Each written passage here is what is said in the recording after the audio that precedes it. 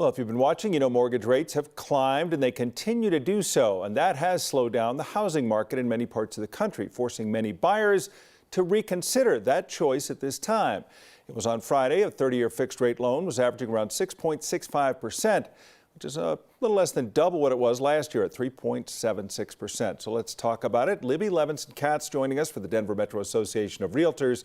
We're talking about stabilization in the housing market. Stabilization at a pretty high number from where we were a couple years ago, though. Absolutely. Prices are still holding firm. We have an inventory problem still, and that is really frustrating for buyers who are paying a premium and prices keep going up. Yeah, but the DMAR report shows the listings are the lowest they've been since 2014. Okay, Yes. So what does that mean for sellers and buyers? So for buyers, it just means that there are fewer choices out there. They're really frustrated. They're out there looking every weekend, and there might be 1 or 2 homes in their search area to look at. That's really discouraging, especially when they're looking at potentially overpaying because they're bidding against somebody else, and they're paying a really high interest rate compared to last year. Yeah, that interest rate. So it's still, you know, sellers are getting great prices, buyers are having to step up, especially with the mortgage rates up where they are. But a seller, in most cases, is about to become a buyer, aren't they, when they sell? Sellers are very much between a rock and a hard place. And most sellers are selling because their lifestyle is not working in their current home for whatever reason that might be. Downsizing, upsizing, blending families, whatever it might be.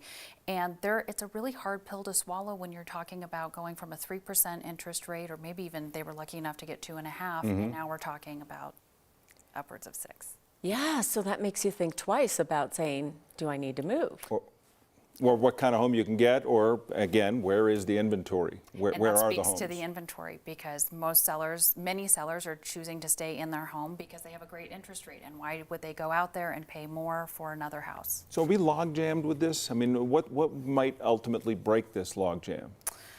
It's slowly starting to shake free even now as we go into the spring market. We're seeing more and more listings hit the market. In fact, I was surprised in Lowry for one couple that I have looking for a house that there were 4 listings in their search area, and there have been really like 1 every few weeks, and there were 4 this past weekend. So as the weather warms up, more homes are coming on the market. And that's always seems to be the case, is that's when people decide you're going to make a move, especially if you have kids and you want to move schools and things like that.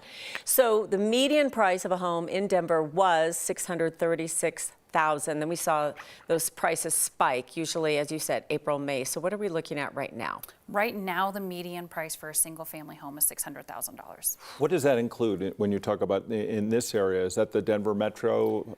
It's a larger Denver metro area. We look at 11 counties within the DMAR report, so it is somewhat skewed in that it's not just Denver metro, or excuse me, just Denver County. Yeah, it includes the suburbs, the general Absolutely. Denver metro area. I just think it's been fascinating to watch, and obviously COVID, the pandemic certainly changed things. I think people, you know, suddenly seeing their home as their full life, their office, things like that, or the concept of working remotely changed a lot of the dynamics of what people wanted or needed in a home. Absolutely. And looking in different areas and also requiring more out of their home. So in the last segment, talking about different colors that elevate your mood. Yeah. A lot of buyers are looking for wellness areas, whether it's an area where they can have a gym and put their Peloton or whatever gym equipment they might have, turn it into a yoga area or meditation room. That's become pretty buzzy in the real estate world. That is buzzy. Sounds pretty good. I love to hear what the buzzy things are. Yeah, that's so funny. She sits with me all day, so she gets none of that. So like, No so that's like the shift though when you think about it, because maybe like 25 years ago it was like a hot tub, and now you're like, I need a Peloton space. A Peloton room. Yeah. Wow. Libby, we appreciate you coming in, updating us as always. Thank you. Thank you. Thank you. Libby Levinson-Katz from the Denver Metro Association of Realtors.